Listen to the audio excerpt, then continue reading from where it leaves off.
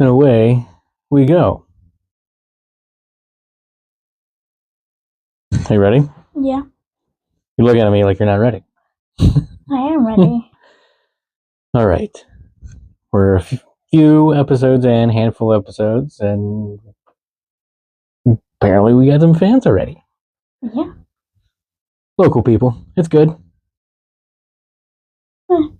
We're growing. It's good. Right up front, or do I have this in here? No, I don't have it in here. Up front here.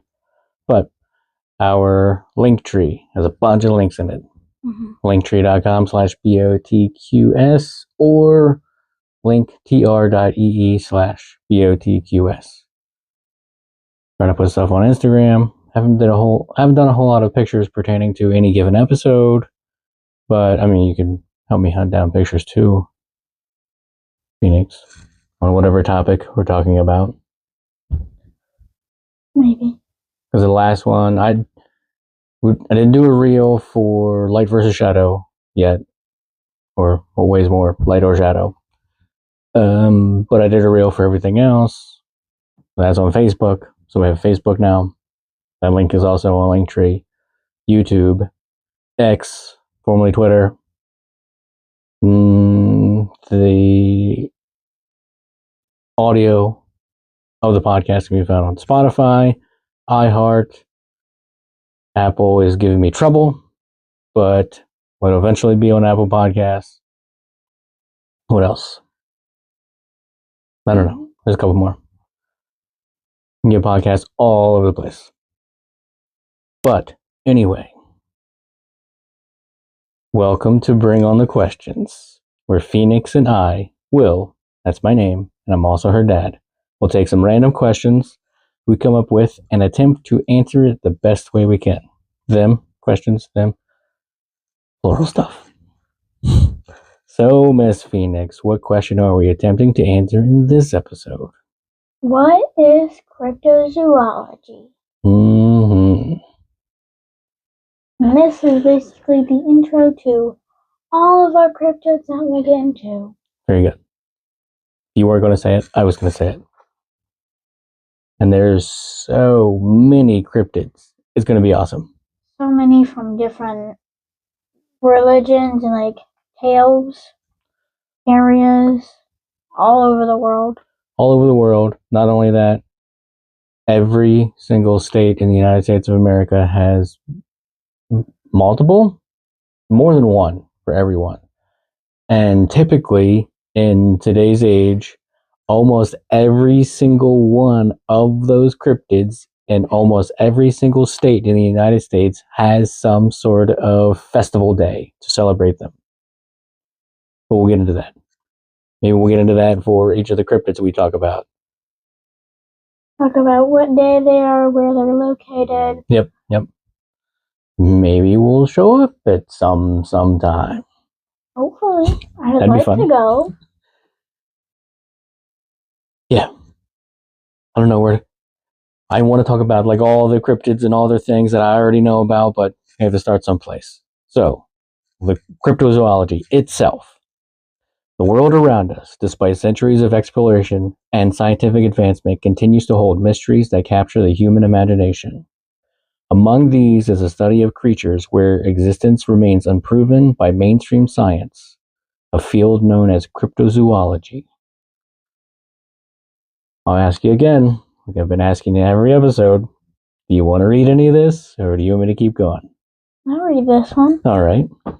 The term cryptozoology itself literally means the study of hidden animals, derived from the Greek words cryptos, hidden, zoion, sounds good to me. We'll roll with it.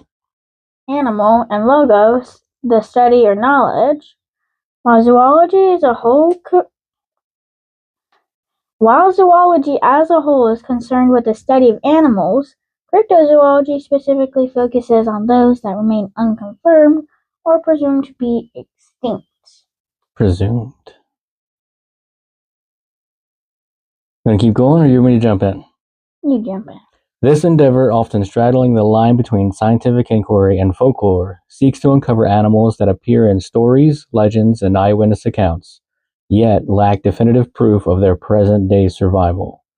While it evokes a sense of wonder and the possibility of undiscovered life, it also faces considerable skepticism from the established scientific community. Cryptozoology, at its core, is the systematic investigation of animals whose existence has not yet been validated by conventional zoology. The Cryptozoology Museum itself leans into the literal definition we mentioned a minute ago, the study of hidden animals, emphasizing the role of local traditions, explorer accounts, and various forms of evidence in this pursuit. Other resources define cryptozoology slightly differently. The Cambridge Dictionary defines it as the attempt to find, describe, and study creatures that appear in stories and that some people believe exist or say they have seen, but that have never been proven to exist. Merriam-Webster expands on this, describing it as the study of and search for animals, and especially legendary animals such as Sasquatch, usually in order to evaluate the possibility of their existence. Isn't Sasquatch just Bigfoot? Right.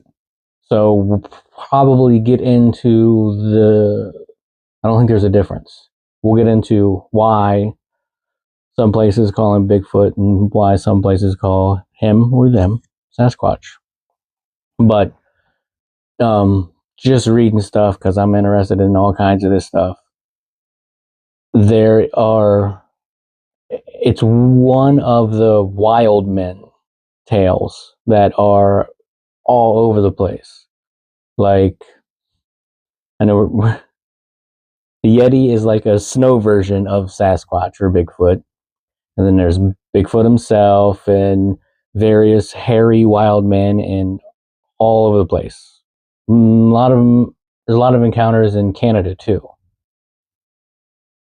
Another thing I want to get into, Legends of the Nahanni Valley. Listen to that audiobook twice. Whew, it's good stuff. There's all kinds of wild men encounters out there from a lot of Native American, indigenous peoples' stories that they've passed down through generations. Man, it gets so crazy. Dictionary.com defines it as the study of evidence tending to substantiate the existence of or the search for creatures whose reported existence is unproved. Wikipedia characterizes it as a pseudoscience and subculture that searches for and studies unknown, legendary, or extinct animals whose present existence is disputed or unsubstantiated. The mainstream scientific community tends to agree with Wikipedia on this. This is primarily because its methodologies often do not adhere to the rigorous standards of the scientific method, and many of the creatures it investigates are rooted in folklore rather than empirical evidence. Those boring scientists like to suck the fun out of everything with their well-defined methodologies to determine the legitimacy of these hidden animals. But I mean, they do have kind of a point. We don't hear people talk about Bigfoot scat. What do I mean by scat? Poop. Oh. Guano is usually like pretty sure guano is, it's poop, but I think guano is more for flying animals, like bats, bat guano. It's bird guano. Guano is another word for poop, but scat is a word for poop. But we don't ever hear people talk about Bigfoot poop. Too many people that What about water? Poopologists out there. What about water animal poop? Right. That's another thing. It's just, without knowing what the word is, it's solid waste from a living creature. I don't know what it's called for water-based creatures. Feces. Yeah, there you go. But that's another one. Like, no one's ever encountered anything for a Loch Ness monster, solid waste. Like Mothman. Right. Maybe it all just looks the same. Rabbits drop pellets, deer drop pellets. Maybe Mothman just either poops insect poop or man poop. Yeah, whatever moth poop is. But he's Mothman. This is. Tiny mantis. I'm gonna go down the poop rabbit hole. I don't Loads think of we want to pellets. go down there anymore. Want to go to the next one or me? I'll go. The fascination with mysterious creatures is not a modern phenomenon. The roots of cryptozoology extend far back into human history, intertwined with folklore and legends. Ancient civilizations around the world have told tales of Enigmatic beasts, from the dragons of Chinese lore and the kraken of Scandinavian seafarers to the Bigfoot legends of North American indigenous peoples. Oh yeah. Greek mythology featured creatures like the griffin, and medieval European bestiaries included descriptions of unicorns, dragons, and the basilisk. If you notice, the curtain next to us is moving. Perhaps we can have a cryptid of our own. Maybe it's a witch. A familiar. A meow meow. Anyway. Medieval European bestiaries included descriptions of unicorns, dragons, and the basilisk, reflecting early attempts to understand and categorize the natural world, albeit through a mystical lens. Even earlier in the 15th century BC, the Ramakian mentions the Vanaris, a monkey-like humanoids, which some believe to be early accounts of Asian Bigfoots. Here's another one. Hairy Wildman of wherever. The age of exploration, 15th to 17th century, further fueled the curiosity about hidden fauna as Europeans encountered new lands and unfamiliar animals. Explorers' reports often included descriptions of strange and exotic creatures, such as sailors' accounts of mermaids, likely inspired by manatees or dugongs, and tales of the massive kraken, potentially originating from sightings of giant squids. Which those do exist. Giant squids? Yes. Kraken-ish type things out there? Which krakens are just giant octopi instead of squids. They're so evil. They just want to crush all the ships. Well, maybe the ships just were their home. Do they have a home? The ocean They just is their camouflage? home. Like the whole thing. You're going to need to help me with the pronunciation of this one, because recently in your class you had some study time on this particular queen. Oh, yeah. Go ahead, read that one.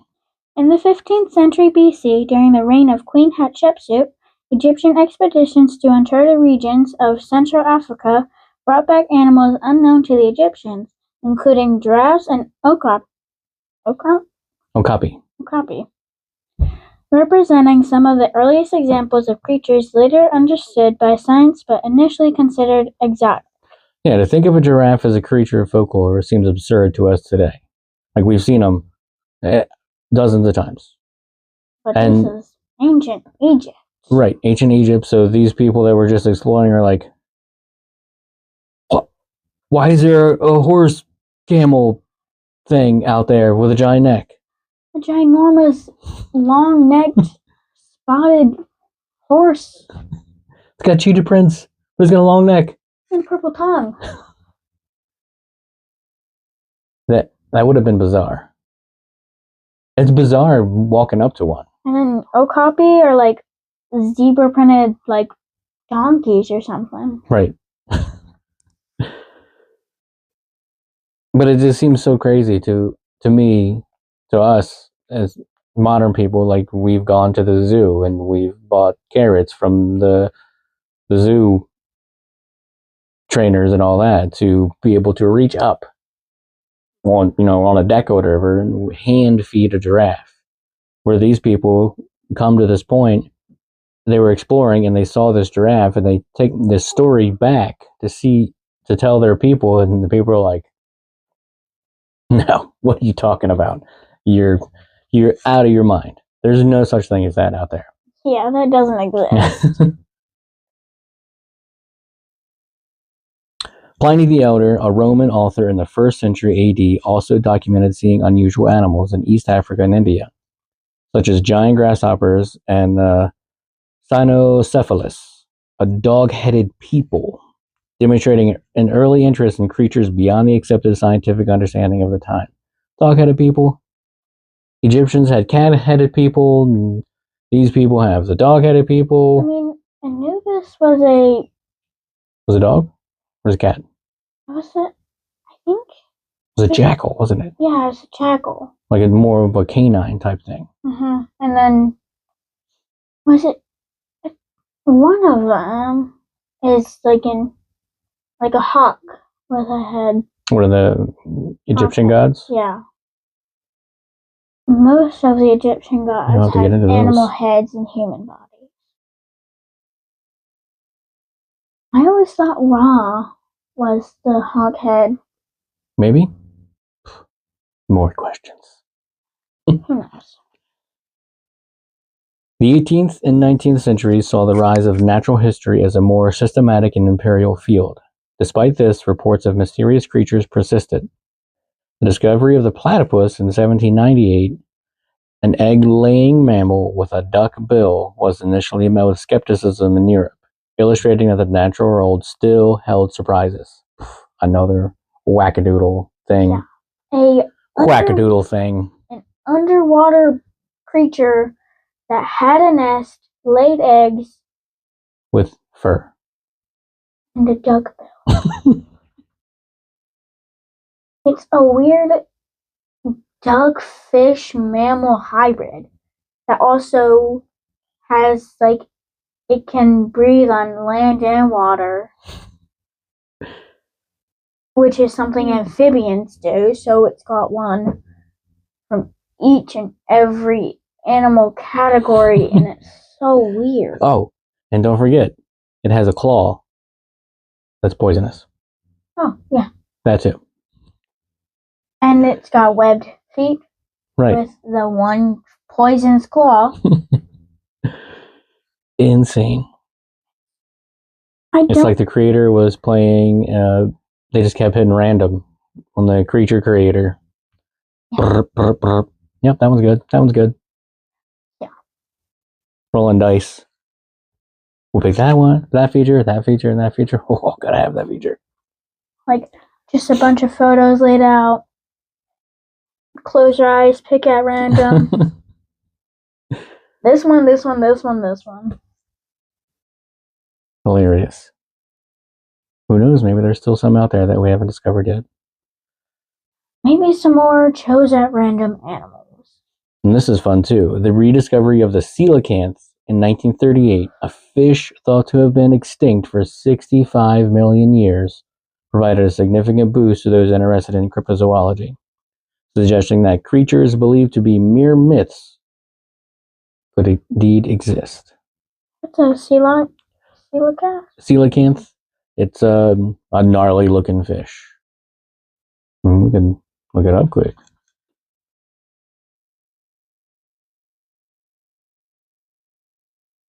If I could spell it, it's got all the wrong letters and all the, like, this is the same thing. Somebody was just shaking up letters and just tossing them out there, and this is how you pronounce Coela. Nope. Coelacanth. Pronounced coelacanth. At least the ending is spelled canth. Or Lacanth is spelled correctly. All right, we'll see if we can. I guess it's not that gnarly, but I'm pretty sure it's got some sort of fun teeth in there. Probably. Just a dark looking. I mean, I don't look at fish all the time, but it's got a bunch of fins. It's black with whitish spots. It kind of reminds me of like the type of corn that you get in fall. Maize? Yeah. You mean the coloration of it? Yeah. This person has a tattoo of it. It reminds you of that, like black with a couple spots of the reds and yellows spotted in there. Yeah, but mostly yellow. But the coelacanth was believed to be extinct, and Luke was just hanging out, hiding from humans. I mean, I guess it was believed to be extinct with the dinosaurs. 65 million years ago, right? turns out it was just away from humans for 65 million years. 1938, it's almost 100 years ago, but you'd think there were still several billion people on the earth 100 years ago. Now we're pushing 8 billion people. So you'd think people have pretty much covered every square inch of earth, but not yet. There's still quite a bit out there, especially the oceans. All the layers of the oceans. We still haven't discovered so much of the deep, deep ocean. Awesome. That's why I kind of had thalassophobia, which is the fear of the deep ocean. Yeah. I never went in the water when we went to the beach before. You want a simulated version of ocean stuff? I love the game No Man's Sky, and now they have these massive ocean worlds where there's just nothing. It's just water until the darkness of the deep. And at least you can have a surface, because planets like all over gas giants, they only have a solid core. So the rest of it is just gas, so you just down to the core. Nothing. Crushed. Because it's so much pressure down there. And you'd probably freeze to death, since there's no sun. There's just a nice little sunlight. Because on my one project, when we were learning about them, I learned that high noon on there will look like dim twilight from here.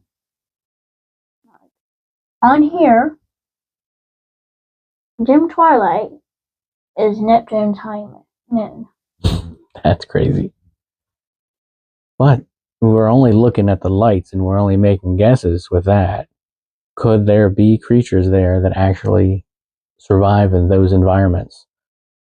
Not creatures that we know of on Earth, because everything here has a certain needs to live on Earth. But there, who knows? Because maybe creatures on Jupiter can withstand all of the storms that they have. The pressure. And creatures that live on Neptune could withstand the wind power. And the cold. Who knows? And all of them can probably fly, since there's no actual surface. They just float. Or they do something else that we don't know. Who knows? Those are alien creatures. Maybe. Pretty sure it's not just lights out there. Pretty sure there's something else out there. We haven't found it out yet. Plus, there's always more galaxies to explore. And maybe Earth is the only planet in the entire universe to have life. That's crazy. That would be crazy. That's arrogant to assume we're the only thing here, isn't it? Don't you think so? I would not assume that. If there's at least 1,000 galaxies out there. Would you just look up and see that at nighttime from here? The Milky Way is just one galaxy. One galaxy. With billions of stars. Billions of light years big. We're going down a rabbit hole here. Going into space. We're still talking about potential creatures. Yep. Somewhere out there. But we better get back to cryptozoology. On Earth. On Earth. Several individuals have played pivotal roles in the development of cryptozoology. In 1811, David Thompson, a Canadian explorer, documented Sasquatch footprints, marking an early scientific observation of a creature that would later become a central figure in cryptozoology. Anthony Cornelius Oudemans, a Dutch zoologist specializing in mites, is considered a scholarly origin of the field of cryptozoology. His 1892 study, The Great Sea Serpent, theorized that a large, unidentified species of seal was responsible for many sea serpent reports, influencing later cryptozoologists like Bernard Heuvelmans or Heuvelmans. Heard both pronunciations. Not 100% sure which one it is. Bernard Heuvelmans, often hailed as the father of cryptozoology, was a Belgian zoologist whose 1958 book, On the Track of Unknown Animals, is considered a watershed moment for the field. He speculated about the possibility of undiscovered dinosaurs in remote regions and laid the groundwork for the systematic study of unknown animals. Heuvelmans co-founded the field in the 1950s, and his 1955 book was a landmark work, though he later acknowledged that Ivan T. Sanderson had coined the term cryptozoology earlier. He was profoundly influenced by a 1928 report of a mysterious rhinoceros-like creature in the Congo known as the Mokele Mbembe. I probably messed up that pronunciation because it's spelled Mokele hyphen Mbembe. Mokele Mbembe. Want to do the next one? Sure. Ivan T. Sanderson, a Scottish biologist and writer, is another key figure in the founding of cryptozoology. He is credited with inventing the term cryptozoology and was the first to use cryptozoological, not to say, in print. His 1961 book, Abominable Snowman Legend Come to Life, also contributed significantly to the field. Sanderson argued for approaching cryptozoology with scientific rigor but with an open-minded, interdisciplinary perspective, emphasizing the importance of local folkloric sources. He also founded the Society for the Investigation of Unexplained (SITU) to explore various anomalous phenomena. Yep, anomalous phenomena. A lot of tongue exercising in there. So many large words. It's fun. Especially cryptozoological. Cryptozoological. Yeah. Sanderson may give the credit for the first use of cryptozoological in print, but French author Lucien Blanco gets the credit for the first use of cryptozoology in his 1959 book. Here we go. Geographie.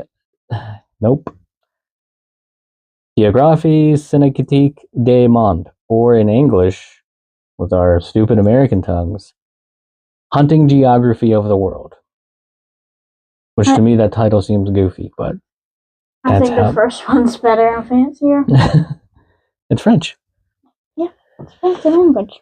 Blanco was a French naturalist specializing in the wildlife of Central Africa, where he worked as a colonial game warden and forestry officer. He sent some of his research to Heuvelmans, who used it for his book we mentioned a minute ago, On the Track of Unknown Animals. Beyond these foundational figures, many others have contributed to cryptozoology. Loren Coleman has been a prominent figure in the field for decades. Roy Mackal, a University of Chicago professor, was known for his interest in the Loch Ness Monster and the Mokele Mbembe. Carl Schuker, a British cryptozoologist and author, has written extensively on the subject. J. Richard Greenwell served as a secretary of the International Society of Cryptozoology. So it is a big deal. Cryptozoology is legitimate to the people who are involved in it, but it's not. But the greater scientific community has problems with it because there's no Bigfoot poop. Let us have our imagination and fun. Got this one? The term cryptid followed later, coined in 1983 by J. E. Wall.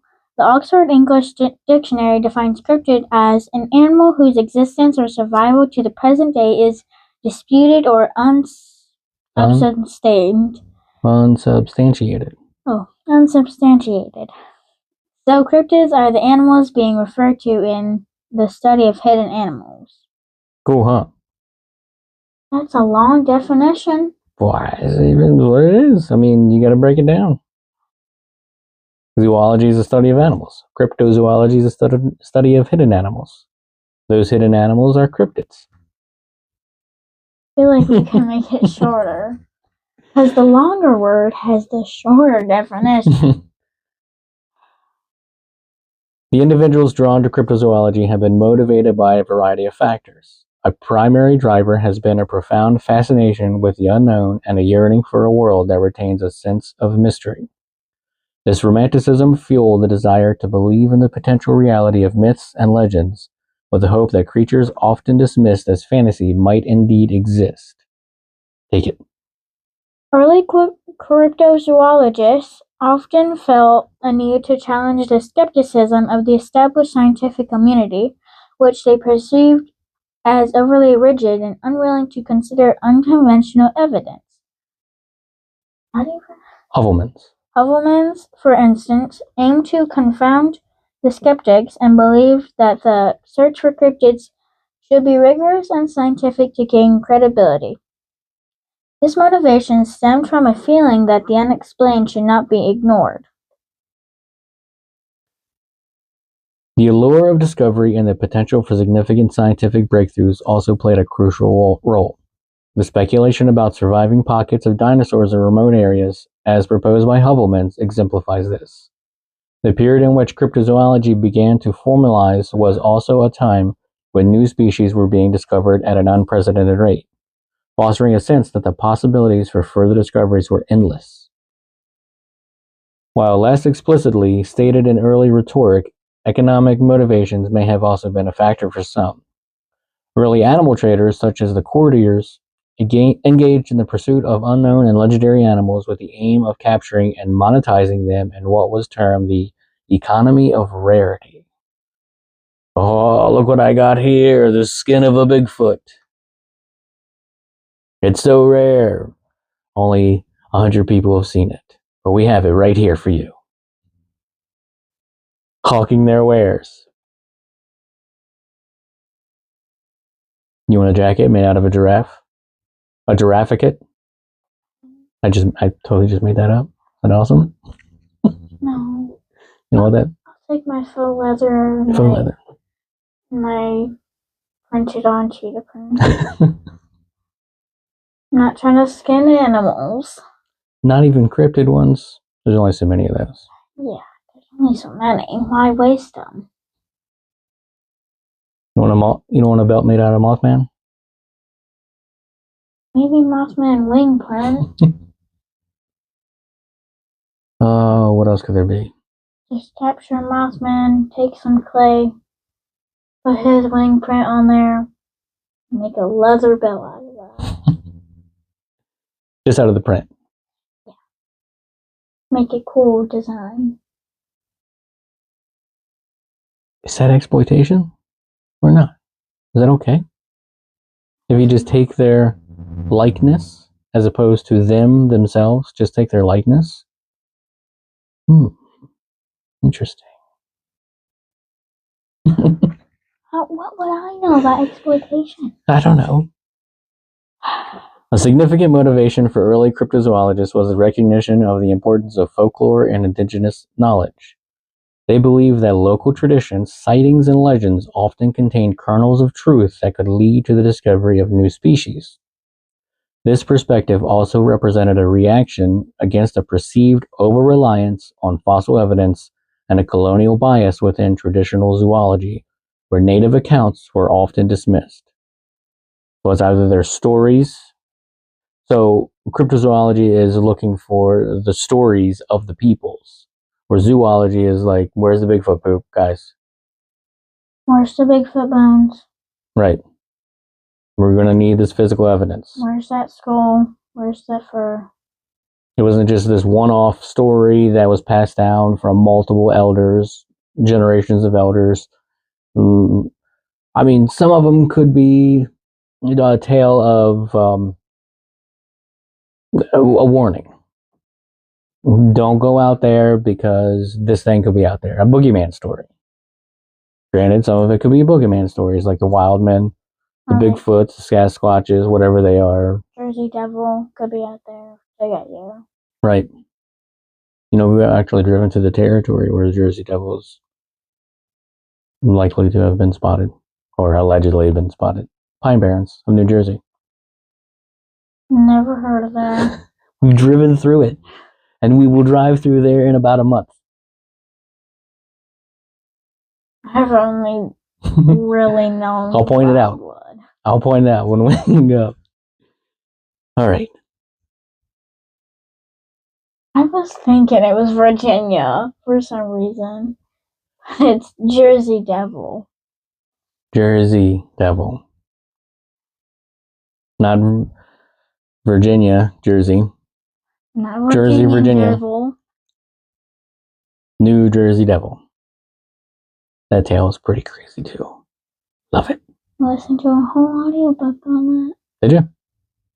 Remember when we both listened to that? Oh, yeah. Yep. That was probably another audiobook I listened to a couple of times. The tale of all of them. Mm-hmm. J.W. Oker. I think that's the author. United States of Cryptids. Good stuff. Interestingly, several animals now recognized by mainstream science were once considered cryptids. These include the giant squid, whose existence was long debated based on maritime lore before its confirmation through scientific exploration. Want to do the next one? The Komodo dragon, once the subject of legends, was officially recognized in the early 20th century. Mountain gorillas were also considered mythical until their discovery by Western scientists in the early 20th century. Other examples of former cryptids include the bandagazoo of western Papua New Guinea, and even the kangaroo, which was met with disbelief when first described to Europeans. I mean, technically, they're not even like actual like mammals or whatever. They're marsupials. Marsupials. Why is that? Because they're not right like regular animals. I think it's because of the pocket. And koalas are also not considered bears. They're marsupials too, aren't they? Yeah. Do they have a pocket? No. Marsupials? But they are very dumb. They won't eat anything unless they won't eat their leaves unless it's on a branch. They can't see their food unless it's on a branch. See what the actual definition of a marsupial is. Yeah, kangaroos are. One of the marsupials' unique features is their reproductive strategy. The young are born in a relatively undeveloped state and then nurtured within a pouch on their mother's abdomen. And there you go. Are koalas? Yeah, koalas. Extant marsupials encompass many species, including kangaroos, koalas, possums, opossums, and possums. Pretty sure it's not pronounced opossums, but it's both of them. Tasmanian devils, wombats, wallabies, and bandicoots. As long as the bandicoot's not crashing or anything. Ironically, these are all mostly Australian. Is Australia real? That's a myth, too. I mean, it's a country and it's a continent. It's got too many things going on. Can't be everything. Pick one. It's got areas where it rains spiders or whatever. Kinda. It's got venomous spiders all over the place. Prisonized deer, aka kangaroos. Can you imagine taking that story back to the people that didn't go? Hold on there, buddy. You're telling me this 6-foot-tall bunny with a pocket on its belly and a tail the size of a tree branch beat you up? You must have bumped your head pretty hard. Yeah. I mean, it's crazy. They're another goofy freaking creature. And then the dumbest animals ever, koalas. Pandas are dumb too. I think over there just has a bunch of dumber animals. I mean, China's like southern Asia, so China is northern Asia. No, you're right. yeah, it's southern. It's Russia. Russia's up there, over there too. Yeah, Russia is northern. The Saola and the megamouth shark are more recent examples of species that were unknown to science and could have been considered cryptids before their discovery. Megamouth? Yeah, I don't know. I think it's more like a... Nope, I wouldn't know. I was going to say whale shark, but sharks' mouths are already big. Come on, why does it have to have a megamouth? I'm trying to think of all of the sharks that I've seen before on like the internet. Shark Week's coming. Discovery Channel usually has a Shark Week, so we can check it out. While cryptozoology may largely be considered pseudoscience by the greater academic society, I personally find total fascination with all the stories and descriptions of all these cryptid creatures. Whether they're true or not, all of them have their own unique set of features, abilities, I don't know, whatever. Like the Mothman supposedly predicted the fall of the Silver Bridge in Point Pleasant, West Virginia. Did I just spoil the entire Mothman episode that we might do in the future? Or, spoiler alert for the next episode, Albatwitches love apples, and if you like don't give them apples or like throw like apple cores at you, freak out. Yep. Yeah. They're not happy about it. But I think they do it anyway. Yeah. I think even if you give them apples, they're just gonna throw their apple cores at you. Yep, because of that mischievous. A lot of them are mischievous. And that's our next episode. What is an Albatwitch? I'm already working on the notes. Famous examples of cryptids that have captured public imagination. We've already mentioned Bigfoot, also known as Sasquatch. I think it's a regional thing. Pretty sure, but we'll see. Probably. Like soda is pop in some places, or just Coke in other places, or soda. We call it soda. Midwest calls it pop. Australia, flip-flops are called thongs. Weird words. Different people. The Loch Ness Monster, we mentioned, often called Nessie. The Yeti or Bottle Snowman. Huh? Twilight. There's a scene in Twilight that I've seen where I'm pretty sure it was Jacob called Bella's daughter Nessie, and she freaked out and said, "You named my daughter after the Loch Ness Monster?" That's where I know that from. Nice. I don't remember that scene. It's been a long time since I watched Twilight. I've never really watched it. I just saw it on like YouTube. Oh. Chupacabra. We'll get into that one eventually. Jersey Devil we mentioned. Other notable cryptids include the Morozi, a spotted lion, the Kamchatka giant bear, which by the spelling of that, I'm assuming it's Russian. The skunk ape, the lizard man. These creatures are reported from various geographical locations around the world, from the Himalayas to the Congo and the forests of North America.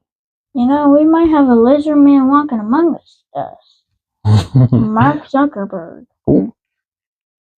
People say he's a lizard man. Not the only one. He doesn't look human. Even with like actual hair. He's an android.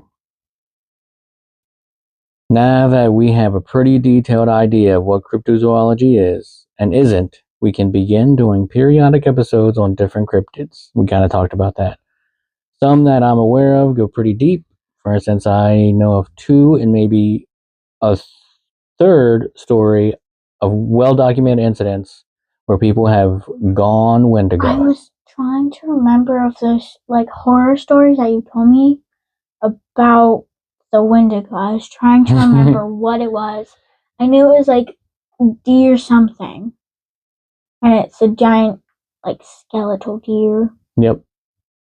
So it's a cannibal. It's a cannibal. It's a starving cannibal. No matter how much it eats, it's still starving.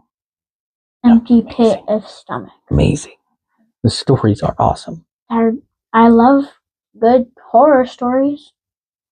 And the incidents that I'm talking about, I know for sure of two. There might be a third one. These are actual police investigated encounters of people that have supposedly gone Wendigo. Like true crime kind of stuff.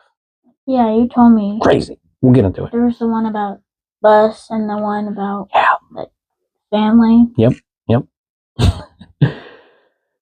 Some cryptids don't have very deep lore, so we might be able to cover a couple of cryptids in a single episode at different times. We'll figure it out. Like the Pennsylvania squonk. Albatwitch. What a goofy name. I don't know. Albatwitch might actually have a whole episode now that I got a little deeper into it. And I think we just haven't investigated so much that we don't know about it. Right. There's definitely ones like Loch Ness Monster, dragons, unicorns. Oh, we should do. That was the thing that I was thinking about, whether we should do Albatwitch next or if we should do Unicorn, because it's pretty topical right now with the movie Death of a Unicorn. I forgot to tell you, but before I came up here, I was scrolling on TikTok and I had just gotten an ad of Death of a Unicorn. Nice. Supposedly. I haven't looked into it myself. But I think they're mentioned in the Bible. Unicorns. I know, right? People can't hear your face. But that was like, wow, what face? I mean, it's believable.